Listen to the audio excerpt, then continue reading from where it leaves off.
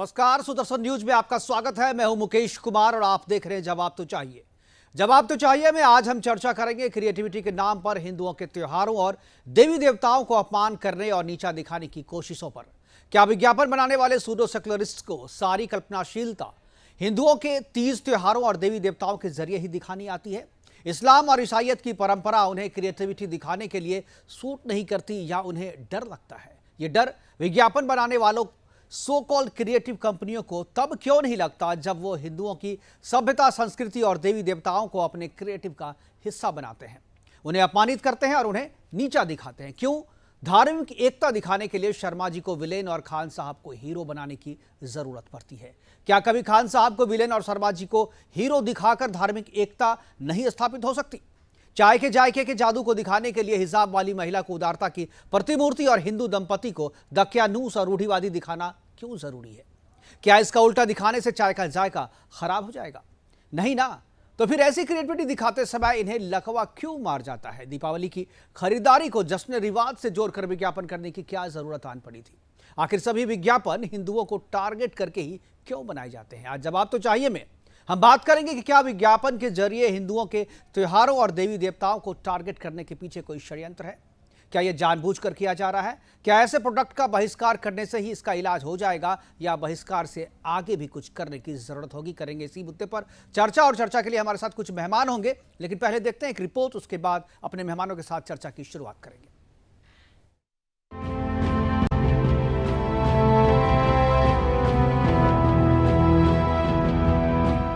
नया आइडिया, कन्या मान। देखने में ये विज्ञापन बेशक कुछ लोगों को अच्छा लग रहा हो, इसका पिक्चराइजेशन अच्छा लग रहा हो, सेलिब्रिटीज अच्छे लग रहे हो, लेकिन इसकी हकीकत और इसके पीछे घिनौने प्रोपोगेंडे को अगर समझेंगे तो समझ आएगा कि क्रिएटिविटी की बेदी पर किस तरह से हिंदुत्व की बलि चढ़ाई जाती है। लेकिन सवाल यहाँ पर ये कि आखिर क्यों बार बार हिंदू और हिंदुत्व को निशाना बनाया जाता है? क्यों हिंदू धर्म का बार बार अहित होता है? क्यों विज्ञापनों के जरिए ये कंपनियां हिंदुओं की धार्मिक भावनाओं के साथ अक्सर खिलवाड़ करती हैं? हाल ही में फैब इंडिया का दीपावली कैंपेन जश्न रिवाज सिर्फ और सिर्फ हिंदुत्व के साथ खिलवाड़ करता है।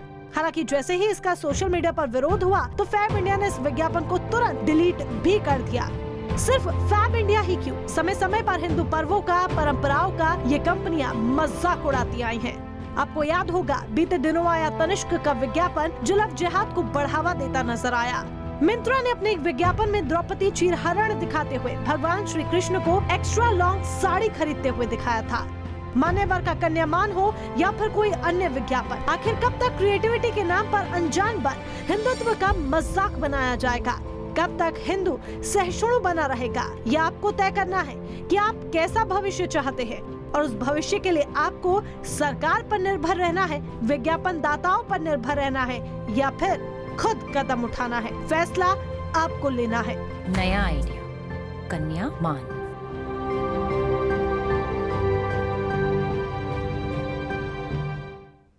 जी हाँ, फैसला आपको करना है और इसी पे आज हम चर्चा करेंगे कि फैसला क्या हो।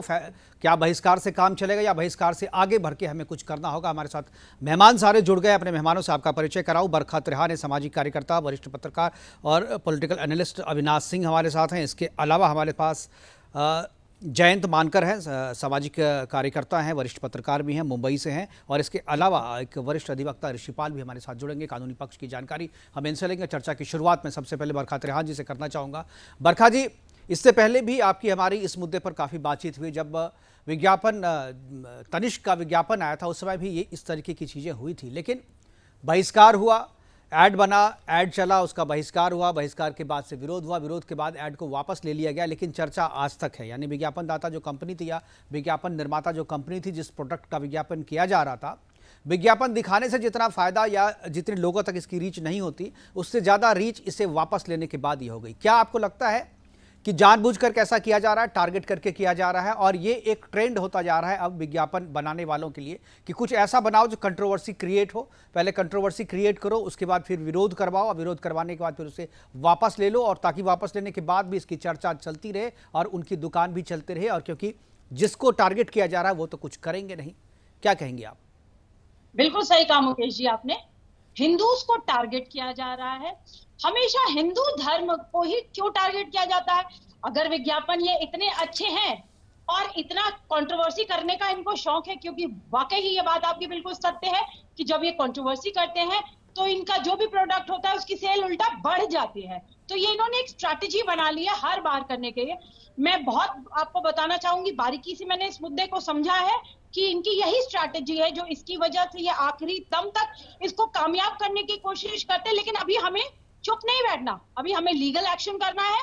और जो हम बहिष्कार की बातें आगे भी करते आए हैं, बॉयकॉट करने की, बॉयकॉट करने का समय तो चला गया, बॉयकॉट बहुत कर लिया और बॉयकॉट से इन्हें कोई फर्क भी नहीं पड़ता। अभी लीगल एक्शन लेना चाहिए, आप सबको सामने आना चाहिए। मैं भी बहुत कोशिश करती रहती हूँ कि ऐसे कोई भी मुद्दा आए उसके ऊपर लीगल, अब इनको लीगली देखा जाए और इनको ऐसी चोट पहुंचानी चाहिए कि दूसरों को भी सबक मिले। और ये हिंदूज को जो हमेशा टारगेट करते हैं, मैं कहती हूँ, मैं आज आपके चैनल के माध्यम से कहती हूँ, क्या ये दूसरे धर्म, क्या ये पीसफुल्स के लिए भी ऐसे ही एडवर्टाइजमेंट बना सकते हैं, चाहे मान्यवर हो। मैं पूछती हूँ मान्यवर से, कन्यादान जो एक हिंदुओं की इतनी बड़ी परंपरा है, बेटियों की शादी के वक्त हर माता पिता व्रत रखता है, कितना कितना एक कन्यादान के साथ सेंटिमेंट हमारे जुड़े हैं, इन्होंने उसका मजाक बना के रख दिया। चाहे आप देख लीजिए मान्यवर हो, चाहे और तमाम कितने ही ब्रांड्स हो, चाहे तनिष्क हो, लव जिहाद को बढ़ावा दिया। आज अगर लव जिहाद के केसेस इतने बढ़ रहे हैं, देश में कितनी बेटियों को साथ गलत हो रहा है, लेकिन इसके जिम्मेवार ये एड मेकर्स भी थे हैं। इनको भी पनिशमेंट मिलनी चाहिए, इन्हें कोर्ट में घसीटना चाहिए और सब हिंदू भाइयों को आगे आना चाहिए, भाइयों बहनों को, और इनके ऊपर लीगल एक्शन अलग अलग जगहों से, अलग अलग प्रांतों से होगा। तब इनको समझ आएगा जब बहुत सारे एफआईआर होंगे। और सिर्फ एफआईआर नहीं करनी, कमिश्नर साहब से मिलिए, एसएचओ साहब से मिलिए, आप एसीपी साहब, डीसीपी साहब, अपने एरिया के जहां भी आप फाइल करिए, सभी से लगातार मिलते रहिए, प्रेशर बिल्ड करिए कि कब एक्शन होगा। जब तक एक्शन ना हो चुप नहीं बैठिए। ये एक कलेक्टिव मुहिम चलानी पड़ेगी। अभी ये सिलेक्टिवली लोग काम कर रहे हैं, सिलेक्टिवली इसे काम नहीं करना। आपका चैनल हमेशा ऐसे मुद्दों को उठाता है, मैं उसका धन्यवाद देती हूँ आपको, लेकिन आपके चैनल को देखने वाले लाखों करोड़ों लोग, वो कहाँ हैं? वो क्यों नहीं बाहर आते? घरों से बाहर आइए। अगर आपकी श्री राम भगवान की कहीं पे अगर कोई मजाक उड़ा रहा है, आपके प्रभु श्री राम भी तो हैं। अगर मेरे प्रभु श्री राम है तो आपके भी तो उतने ही हैं। बिल्कुल ये सबके हैं, और ये हमारे हो ना हो, किसी की धार्मिक भावना को चोट पहुंचाना, इसके लिए कानून है। आप किसी की धार्मिक भावना को चोट नहीं पहुंचा सकते, किसी की संवेदनाओं से, किसी के सेंटिमेंट से आप खेल नहीं सकते। अपने विज्ञापन को बेचने के लिए, अपने प्रोडक्ट को बेचने के लिए आप किसी की संवेदनाओं का सहारा नहीं ले सकते। हमारे पास जयंत मानकर जी है। जयंत जी, क्या आपको लगता है कि क्रिएटिविटी दिखाने की जो छूट है, जो क्रिएटिविटी के नाम पर जो प्रोड्यूसर है, जो डायरेक्टर है, वो जो छूट लेते हैं, क्या आपको लगता है कि इस छूट के दायरे में, या इस छूट को सिर्फ हिंदू देवी देवताओं या जो हिंदू तीज त्यौहार होते हैं, हिंदू परंपराएं हैं, उन्हीं को टारगेट किया जाता है? क्या दूसरी जो परंपरा, ईसाईयत है, इस्लाम है, उनकी भी बहुत सारी परंपराएं, अगर हिजाब के बारे में आपको दिखाना है, अगर किसी चीज़ की बुराई देखनी है, अगर हम 3-3, 4-4 शादियां करते हैं, अगर उसके बारे में आपको दिखाना है, तो उसको दिखाकर या उसको टारगेट करके किसी समाज को या सेकुलरिज्म को दिखाना हो, या समाज के अपलिफ्टमेंट का, या समाज की बुराई को दिखाना हो, तो उन धर्म की तरफ किसी का निशाना नहीं होता या उधर जाने की हिम्मत नहीं कर पाते। लेकिन क्रिएटिविटी के नाम पर इस तरीके की चीज़ें की जाती, क्या आपको लगता है कि ये सही है? क्रिएटिविटी के नाम पे ये छूट मिलनी चाहिए डायरेक्टर प्रोड्यूसर को, या आपको भी लगता है कि नहीं ये गलत है, ऐसा नहीं होना चाहिए? तनिष्क जी है का ये फैब इंडिया जी। अभी एक महिला बरखा जी, बरखा त्रेहान भी सवाल किया। मुझे एक सिंपल सा सवाल पूछना है कि अब मुझे लगता है, जो मैं इसके पहले भी महाराष्ट्र में एक पॉलिटिकल आदमी से पूछ चुका हूं, कि क्या किसी भी आदमी ने कोई भी क्रिएटिव करने से पहले आपको पूछना चाहिए कि भैया हम क्रिएटिविटी क्या करें, ये लीगल होगा या नहीं, ये ठीक होगा या नहीं, या हम आपके पास आए, आपको पूछे भैया ये ठीक रहेगा, फिर आप बताएंगे नहीं, यहाँ तो हमारे राम के ऊपर ये हो रहा है। अब आगे की बात जो कही, अब इसके आगे की बात जो आपने कही और मैडम ने भी जो कही, कि एक ये कॉमन चीज है जो हिंदुत्व फोर्सेस हरदम कहते हैं भैया हम 100 करोड़ है, हमारी ही तुम खामियां क्यों निकालते हो? वो 20 करोड़ है, वो 4 शादियां करते हैं, उनकी खामियां क्यों नहीं निकालते? वो हम पर राज करके गए हुए 5 करोड़ है, उनकी खामियां क्यों नहीं निकलते? अरे आपकी ही सवाल में जवाब है कि वो 20 करोड़ है, वो 5 करोड़ है, वो आपसे नेचुरली छोटे हैं, और वो क्या कर रहे हैं वो अगर देखना है कि किस प्रकार अमेरिका में आप नेशनल फ्लैग बिल्कुल अंडरगार्मेंट्स के लिए भी यूज कर सकते हो। और ये जरा आपके एडवर्टाइज का आवाज मेरे ही कान में गूंज रहा है, उसको जरा कम करो। अमेरिका में अंडरगारमेंट्स आप बिल्कुल, अमेरिका में नेशनल फ्लैग आप अंडरगारमेंट्स के लिए यूज कर सकते हो। इस प्रकार का तो अपने यहाँ तो नहीं है। आप हर जगह तालिबान में तो बहुत, अफगानिस्तान में बहुत सारी चीजें आप कर सकते हैं, क्या वो भी चाहिएगा आपको? इंडिया में चाहिए क्या? मैं वही कहता हूँ, मैं हरदम मेरा मुझे कुछ समझ नहीं आ रहा मुकेश जी। मैं आऊंगा आपके पास बरखा जी मैं आऊंगा, इनको बोलने दीजिए। पूरे तो मैं आदर्श क्यों रखूंगा मेरे पास? मैं उसी का आदर्श मेरे पास क्यों रखूंगा? ये बरखा त्रेहान जो भी कुछ बोली अभी तक, ये कहकर गई है कि वो जिहाद से लेके और लोगों ने सामने आना चाहिए। मैं यहीं पे हूँ और पूरे डंके की जोत पे कह रही हूँ कि ऐसे ऐड की वजह से ही लव जिहाद को बढ़ावा मिलता है। लव जिहाद का फेस महिलाएं करती है, तुम नहीं करते, इसलिए तुम चुप बैठो। आप नहीं फेस करते। लव जिहाद में महिलाएं टारगेट की जाती है और ऐसे ऐड इनकी आवाज दो। इसे बढ़ावा जैन जी का ऑडियो ठीक करो। अगर आप होमवर्क नहीं करके आए, अगर आपको कुछ नहीं पता लव जिहाद के बारे में, तो चुप बैठिए। तो क्या सिर्फ ब्लड बात होना चाहिए? आपको शर्म आनी चाहिए। बरखा जी मैं आऊंगा आपके पास, पहले एक बार जैन जी को अपनी बात पूरी करने दीजिए। जैन जी अपनी बात पूरी कीजिए। देखिए, एक बात इसमें आती है। तनिष्क के ऊपर जब कंट्रोवर्सी हुई थी, तब फॉर्मर एमपी हुसैन दलवाई की बेटी, उन्होंने एक बहुत अच्छा लेटर लिखा था, मेरे ख्याल से सभी के पास वो पहुंच गया होगा। उन्होंने बोला है कि मैं एक मिक्स्ड कल्चर की बेटी हूं, मेरे पिता हुसैन दलवाई है, यानी बोलना भी नहीं चाहिए कि वो सबको पता चलता है कि वो मुस्लिम है। That's by name it is very much clear. ठीक है, कुछ भी यहाँ हिंदू मुसलमान वाली बात नहीं हो रही है। आप जैन जी देखिए, आप थोड़ा आप सवाल आप नहीं समझ रहे। आप किसी की धार्मिक भावना को ठेस नहीं, अगर आपको लगता, देखिए अगर ऐसा नहीं होता तो जो विज्ञापन बना रहे हैं वो विरोध करने के बाद उसे वापस क्यों लेते? मैं बात कर रहा हूं, मैं वही बात कर रहा हूं। तनिष्क की एड के बाद हुसैन दलवाई फॉर्मर एमपी, उनकी बेटी, उन्होंने एक लेटर लिखा था। ये कौन वरिष्ठ पत्रकार अपने सर को हाथ लगा रहा है? पहले दूसरों को सुनने दो, बाद में सुनो, बाद में अपनी बात करो। टॉपिक क्या है ये देखो। दूसरी बात, बिल्कुल टॉपिक क्या है जरा देख लीजिए। और उसकी बेटी ने क्या लिखा है? We are not bothered about that. We are not bothered about उसकी बेटी, इसकी बेटी का नहीं डिस्कशन हो रहा। बरखा जी एक एक करके बात ठीक है। पहले जैन जी आपको और भी कुछ रखना है हटाने के लिए उसकी बेटी क्या हो रहा है यार? बरखा जी बोलने दीजिए इनको, रेटिफाई करके बाद में हम हमारी एडवर्टाइज बदली करें। This is nothing but a rightist kind of dictatorial. देखिए अगर कोई मैसेज देना है, देखिए अगर ये मैसेज देना है आपको कि भाई धार्मिक एकता होनी चाहिए, तो इसमें हिंदू को विलन बना करके मुसलमान को हीरो बनाना, खान को हीरो बना देना और शर्मा जी को विलन बना देना, ये उल्टा भी तो कीजिए कभी। आप हमेशा कीजिए, मैं नहीं कहता हूं गलत है आप, लेकिन कभी कभी आप अगर 100 का 100 विज्ञापन इसी तरीके का बनाएंगे तो ये तो जाएगा ना कि आपका इंटेंशन ठीक नहीं है। मैं तो कह रही हूं बिल्कुल सरासर गलत है। आप चलिए, आप कह दीजिए। मैं अविनाश जी के पास जाऊंगा। अविनाश जी आपको पता है टॉपिक क्या है? आप बिल्कुल पॉइंट पे बोलते हैं। मैं जो अभी जैन जी बोल रहे थे, आपको लगता है कि सही बोल रहे हैं? पॉइंट वाइज बताइए। सबको नमस्कार मुकेश जी, आपको नमस्कार, आपके श्रोताओं को ढेर सारी शुभकामनाएं जी। बरखा जी मुझे बोलने का वक्त दीजिएगा और मैं ये मित्र को, जैन जी को मैं जवाब देता हूँ, एक एक करके दूंगा। मुकेश जी फैक्चुअल पॉइंट, 1960 में फोर्ड फाउंडेशन के द्वारा एक व्यक्ति भेजा गया जिसका नाम था जॉन मैकलेन। कॉटेज इंडस्ट्री को बढ़ावा देने के लिए हिंदुस्तान में उसने ये कंपनी बनाई फैब इंडिया। तो इस कंपनी का सोच क्या है? फैब इंडिया का फोर्ड फाउंडेशन का कनेक्शन और आदमी का नाम जॉन। बिल्कुल। तो ये हिंदुस्तान के पक्ष में कुछ होगा ये तो भूल जाएंगे। और प्लीज अपने टॉपिक को चेंज कीजिए। ये हिंदू के खिलाफ नहीं है, ये हिंदुस्तान के खिलाफ। ये सामाजिक कार्यकर्ता बिल्कुल सही बोल रहे हैं।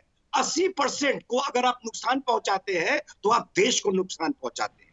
बिल्कुल सही ये बोल रहे हैं कि जब मंचन में, एम्स जैसे कॉलेज में, जिनके माता पिता ने रामायण पढ़ के, हनुमान चालीसा पढ़ के अपने बेटों को वहां पहुंचाया होगा, ये जो मुस्लिम लड़का जो 520/520 नंबर लाया है, नीट का जो टॉपर है, उसके पिताजी 7 वक्त के नमाजी होंगे, क्या वो ये स्पूफ कर सकता है? क्या वो ये हिमाकत कर सकता है अपने धर्म के साथ खेलने का?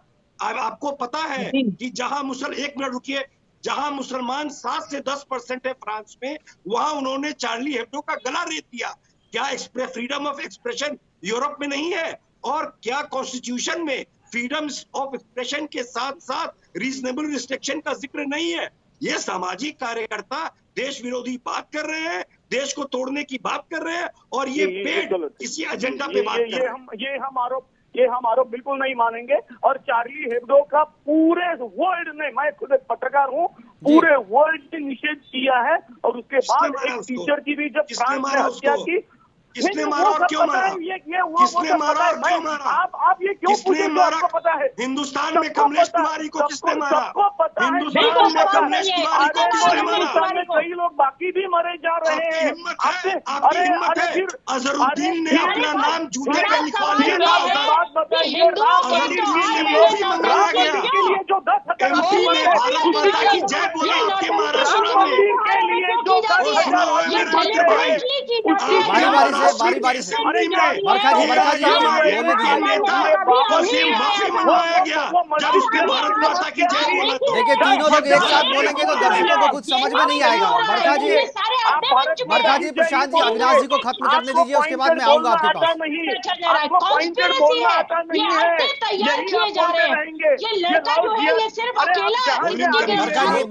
बरखा जी प्लीज। वहाँ भी है, गिरफ्तारी होनी चाहिए।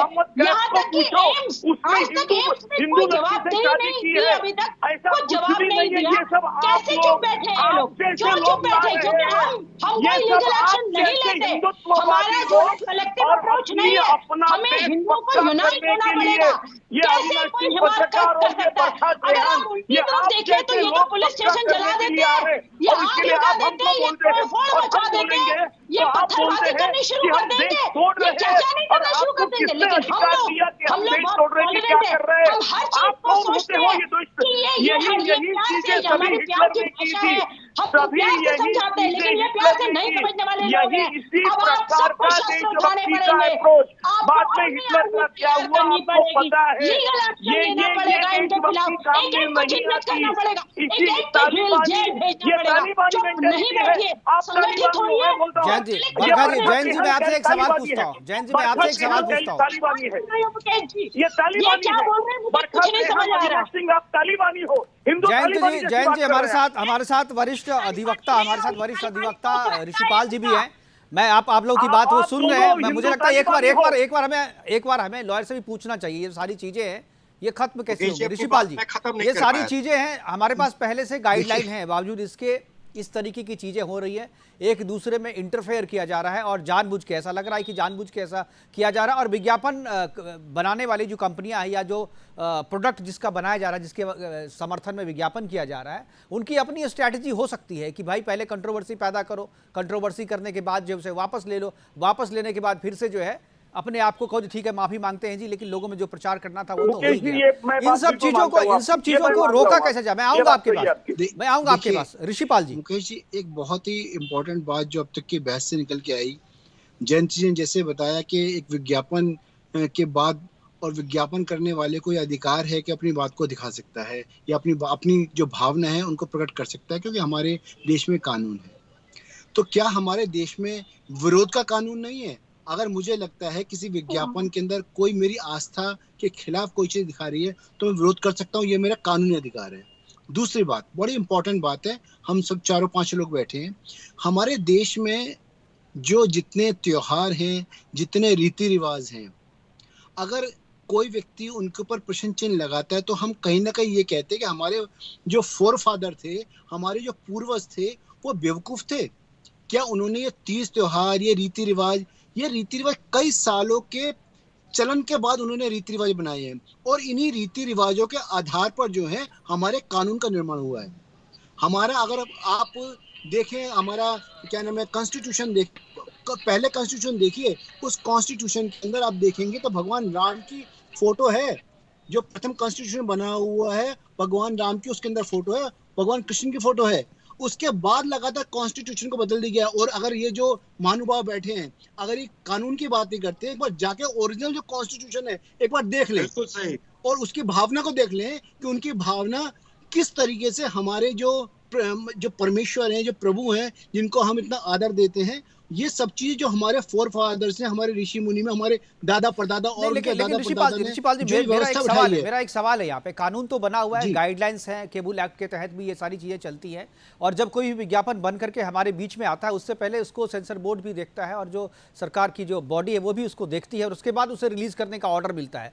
रिलीजिंग ऑर्डर के बाद वो हमारे बीच में आता है, उसके बाद उसका विरोध शुरू होता है। यानी कानून की कसौटी पे वो बिल्कुल सही उतरता है, कहीं भी कानून का उल्लंघन नहीं करता वो विज्ञापन। जो हमारी भावना को ठेस पहुंचा रहा है वो कानून की भावना, कानून की नजर में वो ठीक है, लेकिन बात यहाँ पे यह है कि क्या जो कानून बने हुए हैं क्या हमारी भावनाओं को संरक्षण दे रहा है, क्या हमारी भावनाओं जो ठेस पहुंच रही है, हमारी भावनाओं को, खासतौर पे हिंदुओं की भावनाओं को जो ठेस पहुंच रही है, क्या कानून पर्याप्त है उसे बचाने के लिए? मैं एक सच्चाई आपको बता रहा हूँ, पिछले बहुत सालों से बता रहा हूँ, ये केवल कागजी बातें हैं कि हिंदू भावनाओं को आदर देने वाली बात है। हिंदू भावनाओं को बहुत सालों से ठेस पहुंचाई जा रही है, और यदा ये लोग जो हैं ये एक फैशन समझते हैं कि उन भावनाओं को, उन रीति रिवाजों को गाली देने का। ये सच्चाई है। इतनी गंभीरता, जो गंभीरता होनी चाहिए, गंभीरता उन लोगों में है नहीं, ये सच्चाई है। अगर आप इसको ईश निंदा से बात करें, ईश निंदा कानून पाकिस्तान में है, वहां पे ईश निंदा करके देखिए, आपको पता लग जाएगा।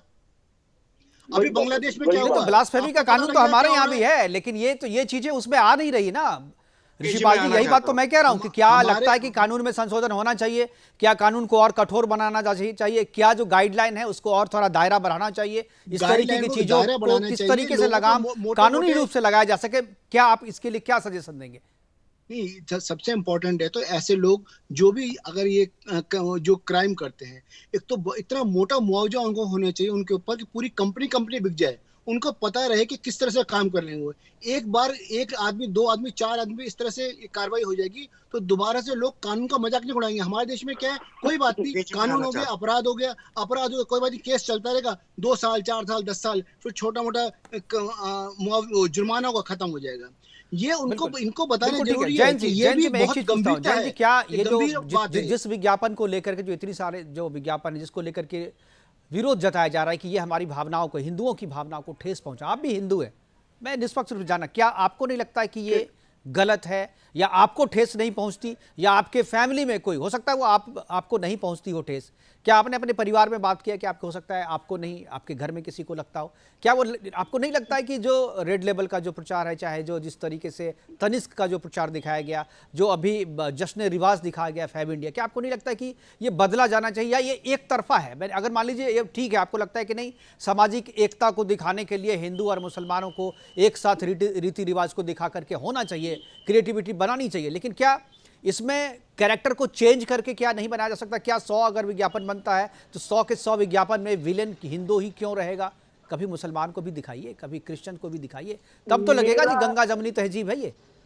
मेरा फिर से वही सवाल है कि क्या क्रिएटर्स ने हिंदुत्ववादियों के झंडॉल स्क्वायर से नागपुर तक जाके इनकी परमिशन, अब नागपुर की बात क्यों करें? वो हमारी भावना से, आपकी भावना से, आपको भी कॉन्स्टिट्यूशन फॉलो कीजिए। नहीं, कॉन्स्टिट्यूशन तो constitution does not, reasonable restriction की बात करता है। कॉन्स्टिट्यूशन ये बोलती है कि ये बिल्कुल नहीं है, सब समान है। भारत माता की जय, बोलिए भारत माता की जय, काय को ये भारत माता की जय बोलने वाले, ये भारत माता की जय वगैरह, बोल भारत माता की जय, बोल भारत माता की जय। अविनाश जी अभी हम दूसरी बात कर रहे हैं, दूसरी बात कर रहे हैं जयंत जी। मिस्टर मुकेश कुमार, ठीक है, मैंने बोला है आपको, ठीक है, आप मत बोलिए, ठीक है अविनाश जी अभी इसमें बात नहीं कर रहे, अभी हम जो कर रहे हैं जयंत जी, ठीक है ठीक है, आप लोग जो है डाइवर्ट कर रहे हैं, जो डिस्कशन जिस मुद्दे पे हो रहा है आप लोग दोनों उससे बाहर जा रहे हैं। मेरा पैट्रियोटिज्म तुम चेक कर रहे हो? Who are you? नहीं, you you don't follow the constitution, इसीलिए चेक कर रहा हूँ। आप इंडियन कॉन्स्टिट्यूशन को फॉलो नहीं कर रहे हैं, इसीलिए चेक कर रहे हैं। मैं फॉलो करता हूँ कि नहीं, ये तुम्हारे रिस्ट्रिक्शन लिखा हुआ है। हर फेथ को रिस्पेक्ट करने की बात लिखी हुई है, हर फेथ को रिस्पेक्ट करने की बात लिखी हुई है। नागपुर कैसे चले गया? आप नागपुर कौन सी टिकट लेके गए? नागपुर कौन सी टिकट लेके गए? बोलिए भारत माता की जय, बोलिए भारत माता की जय, बोलिए भारत माता की जय, बोलिए भारत माता की जय, हम सब है भाई। बोलिए कॉन्स्टिट्यूशन जिंदाबाद, बोलो इंडियन कॉन्स्टिट्यूशन जिंदाबाद। मैं कहता हूँ इंडियन कॉन्स्टिट्यूशन के मुताबिक भारत चल रहा है, तुम बोलो हिंदू मुस्लिम सिख ईसाई, हम सब है भाई भाई। लिखा हुआ है दिवाली का मजाक उड़ाओ, तुम बताओ, इंडियन कॉन्स्टिट्यूशन में लिखा हुआ है फैब इंडिया दिवाली का मजाक उड़ाएगा। अरे इंडियन कॉन्स्टिट्यूशन में लिखा हुआ है एम्स में रामायण का मजाक उड़ाएगा। जैन जी आपने बहुत अच्छी बात करी। जैन जी अविनाशी मैं रोकूंगा। जैन जी आपने बहुत अच्छी बात करी कि आप बोलिए कि हिंदू मुस्लिम सिख ईसाई हम सब हैं भाई भाई, ये बात होनी चाहिए, लेकिन ये बात विज्ञापन से भी तो होना चाहिए ना, विज्ञापन में भी दिखना चाहिए। तो विज्ञापन में क्यों नहीं दिखता ये? विज्ञापन में केवल एक ही तरफ से क्यों? भाईचारे के इस रोल में भाई आप बने चारा हिंदू बनता रहे, ऐसा क्यों? विज्ञापन को ये क्रिएटिविटी का नाम दे रहे हैं। ये अश्लील आदमी, ये अश्लील आदमी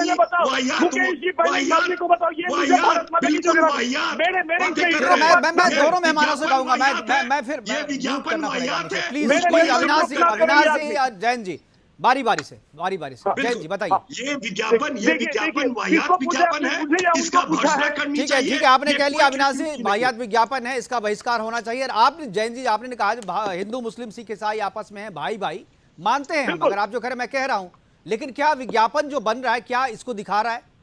जो विज्ञापन बन रहा है अब ये आपने जितने विज्ञापन का मैंने विरोध किया उस विज्ञापन में कहीं से भी ये लगता है, कहीं से भी लगता है? आपको 2-3 अभी आपको बोलना है कि मुझे बोलने देना है? ठीक है अविनाश जी प्लीज इनको बोलने दीजिए। हाँ। अभी चुप बैठिए जरा। ठीक है बोलिए। मुकेश जी हाँ देखिए, अगर ये सिर्फ ये एक ऐसी एक कंट्रोवर्शियल एडवर्टाइज करके नहीं है, पिक्चर के कुछ सीन रहे जो भी कुछ हुए, इस प्रकार की जब भी बातें होती है जिसके ऊपर ऑब्जेक्शन आता है, जो बातें हमारे, और ये इस प्रकार की एक्सट्रीमिस्ट क्या सिर्फ हिंदुओं में है? बिल्कुल नहीं, ये मुसलमानों में भी इसी प्रकार का एक्सट्रीमिज्म ज्यादा है। आप एक्सट्रीमिज्म और हिंदू एक साथ नहीं बोल सकते, बिल्कुल नहीं। नहीं आप गलत बोलते हैं। तुम चुप बैठो, तुमको कुछ नहीं आप गलत बोल रहे हैं। आप एक्सट्रीमिज्म और हिंदू एक साथ नहीं बोल सकते। ये एक्सट्रीमिज्म है, ये हिंदू तालिबानी है। ये अश्लील विज्ञापन है। जैसे लोग यू पीपल आर हिंदू तालिबानी होंगे, हिंदू तालिबानी। मैं हिंदुस्तान में हिंदू तालिबानी नहीं जानता। बिल्कुल तुम जैन जी आपत्ति है मुझे, आपकी इस बात पे आपत्ति है। आप सबको कैसे कह सकते हैं इस तरीके से? किस तरीके से कह सकते हैं आप? तो पहले इनको बताइए कि ये चुप बैठे। और ये मैं फिर से ठीक है ना, आप सबको कैसे आप लोग मतलब आपके खिलाफ अगर कोई बोले, अगर आपके विचार से कोई सहमत नहीं होता आप तालिबानी कह देंगे उसे? आपकी विचार से कोई सहमत नहीं हो तालिबानी कहेंगे आप? विरोध करते हैं, हर सेंटेंस के ऊपर विरोध करते हैं, आप चुप नहीं बैठ सकते? आप सही बात बोलिए। मेरे को बोलने नहीं दिया जाता। ठीक है अविनाश जी बारी बारी से अविनाश जी मैं आऊंगा आपके पास, पहले इनकी बात खत्म कर ले जी। अभी मुझे बोलने नहीं दिया जाता। ठीक है आप बोलिए, आप बोलिए ये भाईचारे में क्या कभी हिजाब के खिलाफ भी तो कोई ऐड बनना चाहिए? देखिए कोई भी कंपनियां जो है सामाजिक बुराइयों को टारगेट करके उसको समाज को अपलिफ्ट करने के लिए विज्ञापन बनाती है, अपने प्रोडक्ट को जो बनाती है, तो विज्ञापन के पीछे में सामाजिक अपलिफ्टमेंट भी होता है। मैं फिर से मैंने वही जो बात कही वही बोलूंगा। नहीं तो कभी मैंने नहीं देखा ना। देखिए मैं भी अरे यार आप वो वही बात हो गई कि आप मुझे बोलने नहीं देते हैं और आधे सेंटेंस में अविनाश सिंह बोलते हैं। 15 मिनट से आप बोलते जा रहे हैं, आप कह रहे हो कि मैं बोलने नहीं दे रहा हूँ। आप बोलिए कितना वक्त चाहिए आपको? मैं पूरा 2 मिनट दे रहा हूँ, बताइए। अभी आप मुझे आधे मिनट में बोलने देंगे? ठीक है 30 सेकंड दिया। ओके देखिए बिल्कुल सिंपल बात है। आप हरदम आप और ये आपकी मेंटेलिटी वाले सभी लोग जो देखते हैं, भैया हमारे ऊपर आप जोक्स करते हो, मुस्लिमों के ऊपर करके देखो, भैया हमको ही विलन क्यों बनाते हो, उनके ऊपर करके देखो। मेरा ये कहना अगर आपको लगता है ना आपके पास भी क्रिएटिव है, आप उनके ऊपर जोक्स कीजिए, आप कीजिए। तो चार्ली हेब्डो ने तो किया था ना, कोई बात नहीं। अरे हेब्डो ने तो किया था ना। दूसरी बात ये है कि सदारों पे सबसे ज्यादा जोक है। पूरा है हेब्डो ने किया क्या मैं भी पूरा हूँ, मेरा पड़ोसी आगे नहीं जा रहा है, इसके लिए मैं भी आगे नहीं जयंत जी, जाऊं। ये स्टूडियो में ये बैठ करके mentality बोल देना बड़ा कहाँ की आसान है? होता है, कभी आप करके दिखाइए, कभी करके दिखाइए आप। चार्ली हेब्दो की बात सबको पता है, चार्ली हेब्दो का एक कार्टून बना था और उसका अंजाम क्या हुआ आप जानते हैं। मैं सीधी बात एक बोलता हूँ, राम और कृष्ण के ऊपर देखिए, यूपीए गवर्नमेंट ने हो या बिल्कुल मोदी गवर्नमेंट ने भी, वो क्या सो कॉल्ड राम सेतु के लिए जो एफिडेविट किया था, जो बाद में दोनों सरकारों ने विड्रॉ किया, तो सोनिया गांधी से शुरू कीजिए ना, कि राम तो सोनिया गांधी से शुरू ये कीजिए। एक जियोग्राफिकल है। मुकेश जी, ये कोई गलत है। भी ठीक है, मैं अविनाश जी के पास आऊंगा। आपने 30 ये सेकंड से कोई ज्यादा भी बोल दिया, राम 1 मिनट से ज्यादा हो गया आपका। प्रशांत जी आप सुनिए ये आप। जी क्यों- अविनाश क्यों? जी, अभी आप मेरे को ठीक है, आपने चुप ज्यादा रहेंगे, बोल अभी दिया, आप मेरे को आपने चुप जो समय रहेंगे। मांगा था उससे अच्छा, ज्यादा ठीक समय है ना, दिया मैंने मैंने मेरी आपको। बात रखिए। मुकेश जी, मैंने बहुत मेरी जल्दी बात ठीक है, रखी अब आप प्लीज, आप जयंत जी आप सुनिए, अब अविनाश जी जो कह रहे हैं आप बीच में नहीं बोलेंगे। जी अविनाश जी। मैं अपने मैं पहले कभी बोलता हिस्से ही में नहीं फैब इंडिया के बारे में पहले हिस्से में बोला, अब और तब भी मैंने बोला कि ये एडवर्टीजमेंट की बात नहीं है, ये हिंदू की बात नहीं है, ये हिंदुस्तान की बात है। ठीक है, आप देखिए, जो जेएनयू में टुकड़े टुकड़े शुरू हुआ, आज वो एम्स तक पहुंच गया। जो बंगाल से वायलेंस शुरू हुआ, आज वो बांग्लादेश में पहुंच गया। जो जम्मू एंड कश्मीर में जो काम शुरू हुआ, वो केरला में पहुंच गया।